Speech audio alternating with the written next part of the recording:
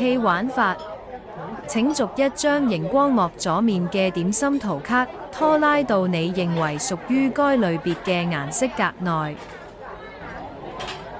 請逐一將點心圖卡拖拉到你認為屬於該類別嘅顏色格內。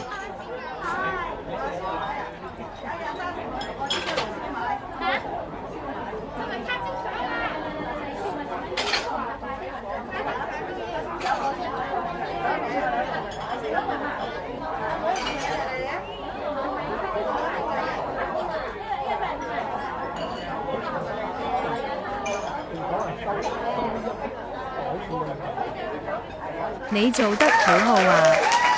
當我哋辨認完點心名稱同埋明白點樣去區分點心類別後，我哋就可以開始落單囉。落單嘅程序好簡單，